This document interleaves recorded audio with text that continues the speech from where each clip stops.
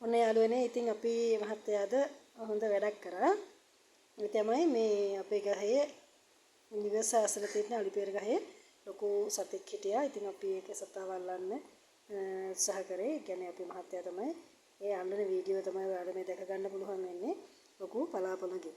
ඉතින් එයාව අල්ලලා නිවසට ගොඩක් ඈතින් තියෙන පරිසරයක නිදහස් කරන් තමයි යාළුවගෙන යන්න හදන්නේ. මොකද නිවස යාවද තියෙනකොට අපිට ටිකක් භයානකයි. මොකද බබාලා මල් කඩන්න යනවා රෝම කරනවා. ඉතින් නිතරම පරිසරයේ ගැවසෙනවා. ඒක නිසා බය නිසා යාව අල්ලන්න තමයි අල්ලගෙන තමයි මෙයා ආවේ.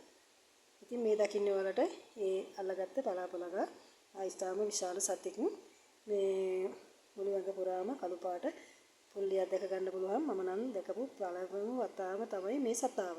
ඔළුවත් ටිකක් විශාලයි වෙන පොළගෙක් වගේම තමයි. ඉතින් මට ඇතුළ බඩපැත්ත පෙන්වන්න විදිහක් නෑ. මම මේ විදිහට බඩපැත්ත පෙන්වන්න හරිම සුදු පාටට තමයි තිබුණේ. ඉතින් ගහෙත් ඒ තියලා තමයි හිටියේ. ඉතින් ගිහින් දාන වීඩියෝ එක මහත්තයා කියයි. මෙයාව අපි උදේ අපේ මිදුලේ ගහක ඉඳලා තමයි අල්ලගත්තේ. දැන් ඊට පස්සේ මම දැන් මෙයා දැන් මිදුලේ ඉන්නකොට බයයිනේ. දැන් ළමයි මල් කඩන්න යනවා. එතකොට ඉතින් ඔය මෙයාව අහුනොත් දෂ්ටනයක් කරන්න ඉඩ තියෙනවා. ඒක නිසා මම මෙයාව අල්ලලා දැන් මම නිදහස් කරන්න යන්නේ එයාට සුදුසු පරිසරයකට ගෙනිහිල්ලා. ඉතින් කාටවත් මෙයාගෙන් හිරිහැරයක් එතකොට වෙන්නේ නැහැ. ඒ වගේ හොඳ පරිසරයකට මෙයාව මම නිදහස් කරනවා දැන් ගෙනිහිල්ලා. ඉතින් මම මෙයා අරන් යන ගමන් ඉන්නේ. මෙයා උපරිම ලොකු වෙච්ච මම හිතන්නේ උපරිම ලොකු පලාපලංගික් තමයි මෙයා. ඊට වැඩිය ලොකු වෙන්නේ නැහැ පලාපලංගු. හැබැයි මෙයා උග්‍ර විසද නැද්ද කියලා නම් මම දන්නේ නැහැ. හැබැයි මෙයා විසයි. විස සහිත සර්පෙක් තමයි. ඒක නිසා අපි මිදුලේ ගස්වල ඉන්නකොට බයයිනේ. ඒක නිසා තමයි මෙයාට දැන් මෙයා ගෙනහිල්ලා මම පරිසරයට මුදා හරින්න යන්නේ. මම මුදා හරිනකොට පෙන්නන්නම්. යා ගොඩක් වෙලාවට බිම ජීවත් වෙන සතෙක් නෙමෙයි මෙයා. මෙයා ඇවිල්ලා ගහක් උඩම තමයි ඉන්නේ. බිමට ලේසියකට බිමට බහින්නේ නැහැ මේ සතා.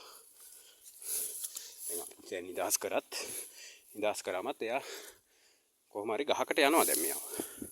කොහේ හරි ගහක තමයි ඊට පස්සේ මුළු ජීවිත කාලෙම එයා වාසය කරන්නේ.